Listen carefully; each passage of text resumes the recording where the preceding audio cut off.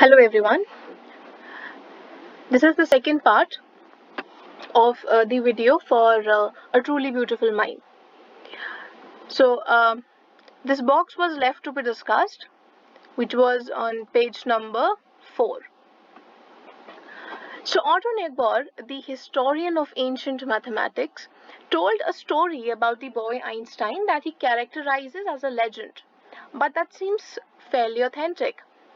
So there's this person, Otto.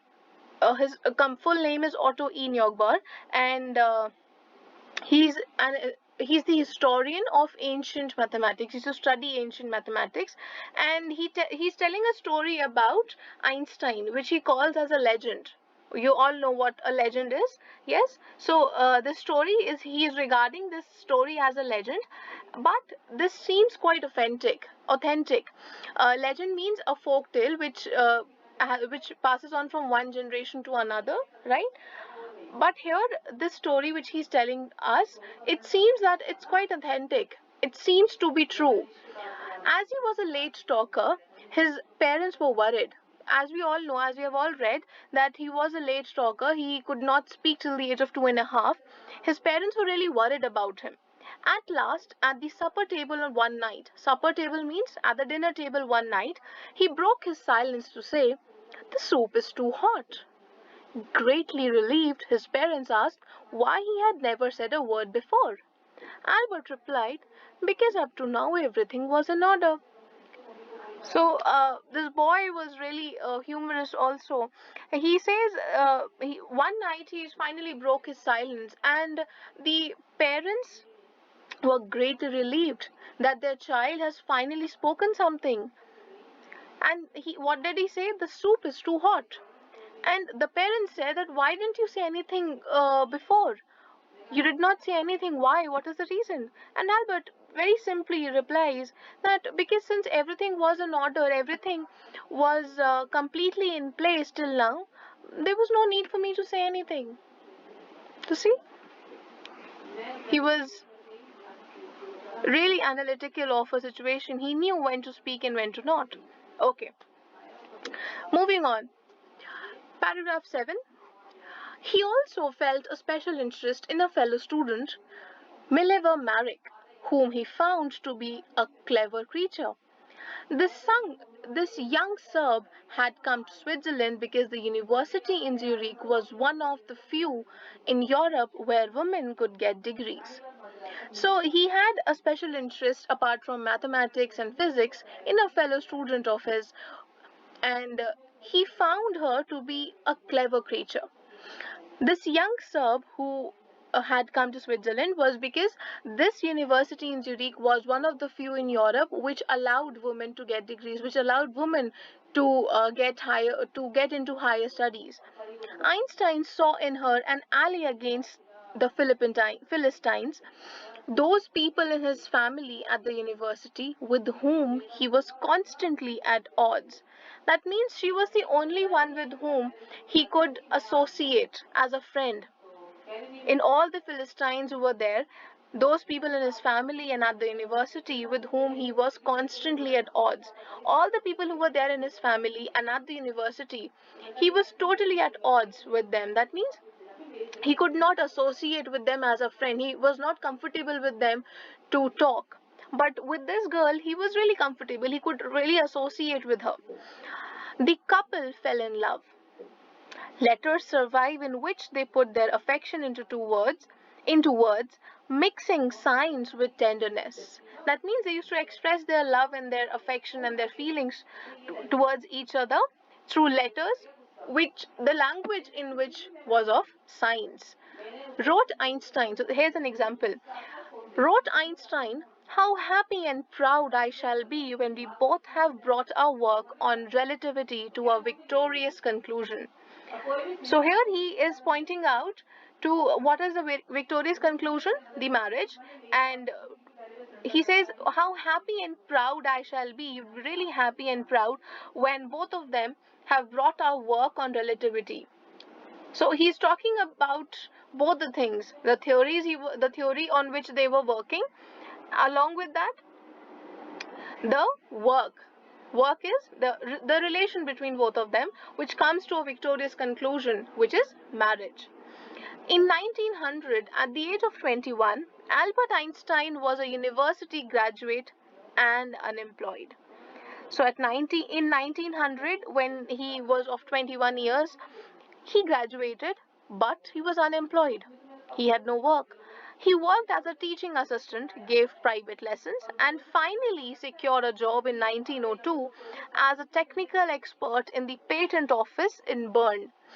So, um, so he started working as a teaching assistant. He used to give private lessons to children, and then he finally secured a job for himself in 1902, which was as a technical expert at the patent office. I hope you understand what is a patent. Patent is a document which gives the rights of an invention to an inventor. Suppose you have discovered something, you've invented something, so you can get it patent under your name. That means you are the first one to discover that, to invent that. While he was supposed to be assessing other people's inventions, Einstein was actually developing his own ideas in secret.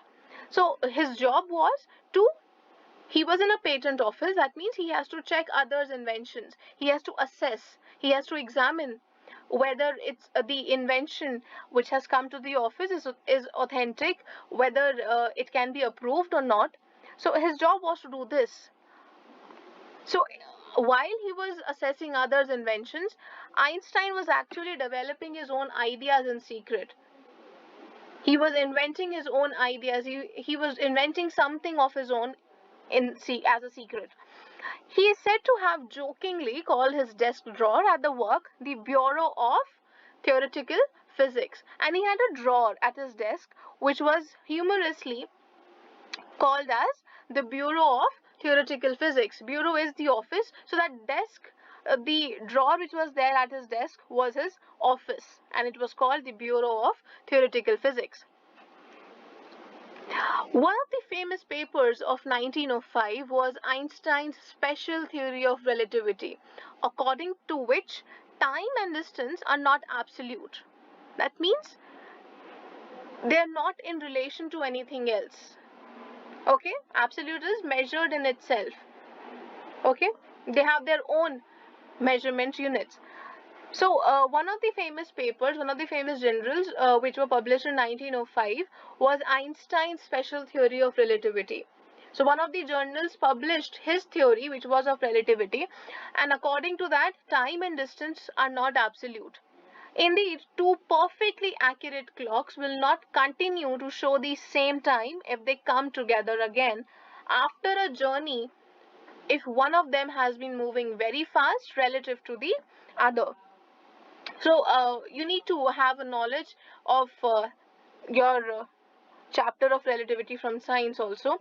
So if two perfectly accurate clocks will not continue to show the same time, they will not continue showing the same time if they come together again after a journey, if one of them has been moving very fast relative to the other.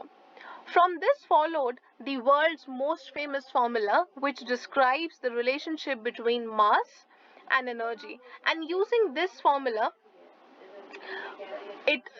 using this theory, there was a formula which described the relationship between mass and energy. Okay, which was E is equal to mc square, where E stands for energy, m is for mass, and c is for the speed of light in vacuum. That means when there is no air.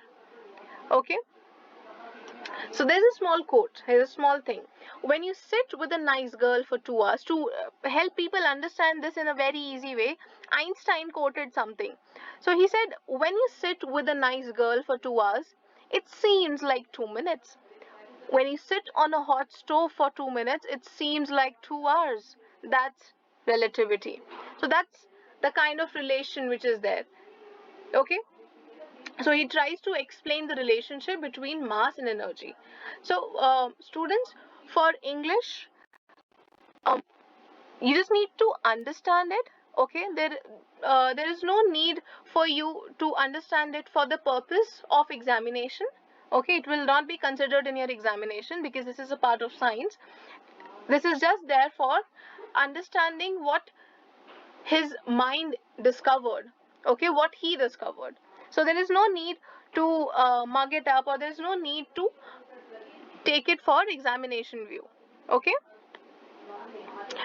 moving on. While Einstein was solving the most difficult problems in physics, his private life was unraveling. That means he started facing failures.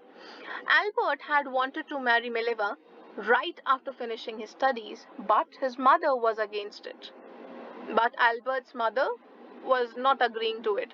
She thought Mileva, who was 3 years older than Einstein, was too old for him. She was also bothered by Mileva's intelligence. She's a book like you, his mother said. Einstein put the wedding off. So since mother was not agreeing to it, and she said that she is just like you, she's a book like you, she's always into studies and she's always studying, how will she manage the household chores? So she was not in the favor of this marriage. So Einstein cancels the wedding. The pair finally married in January 1903 and had 2 sons. But a few years later, the marriage faltered. That means it became weak. Mileva, meanwhile, was losing her intellectual ambition and becoming an unhappy housewife because she was not able to create a balance between her personal life and a professional work and a profession. She was losing all her intellectual ambition. Intellectual means which was related to her work, the intelligence. Ambition is her dream. She was losing that intellectual ambition, what she had thought of becoming. She had thought of working on a lot of theories. She wanted to discover a lot. She was losing that ambition, and she was. It's not like she was happy being a housewife. She was really unhappy. After years of constant fighting, the couple finally divorced in 1919. So there was a lot of, the relationship was really stiff. They were not really happy. They were constantly fighting for a lot of years, and then they finally decided to divorce. That is in 1919. Einstein married his cousin Elsa the same year. Okay. Now, this star means that we move on to the next chapter of his life. Einstein's new personal chapter coincided with his rise to world fame. So Einstein's new chapter in his life that coincided with his rise to world fame. That means people all over the world came to know about him. How did this happen? In 1915, he had published his general theory of relativity, which provided a new interpretation of gravity. Until then, people perceived gravity as one thing, but when Einstein gave his theory in 1915, when his theory was published, people got a new perception of gravity. An eclipse of the sun in 1919 brought proof that it was accurate.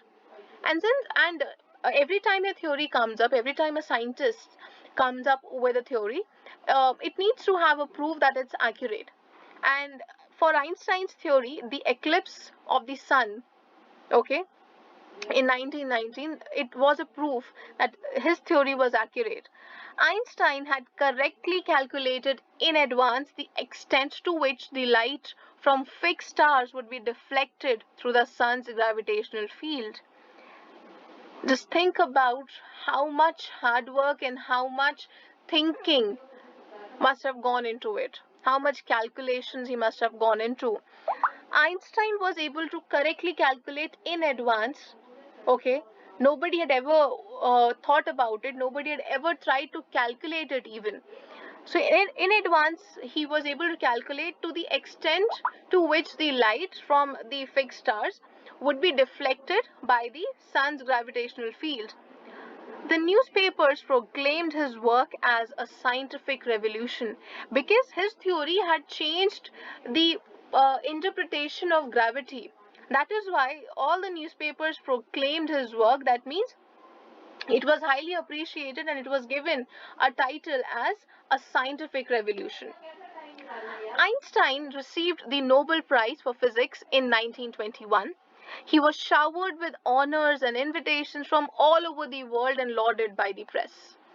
So here came the second phase. where he came up with his general theory of relativity and how it was proclaimed as a scientific revolution. He was awarded the Nobel Prize for Physics, and all over the world people came to know about him. He was honored, he was called up for giving lectures, he was invited all over the world, and he was praised by the press. Lauded means to be praised, so he was praised by the press. Okay, moving on to the next chapter, which is a very important one. Okay, so children, read your chapter till paragraph 13. Okay, and then I'll be continuing with the chapter in the next video. Okay,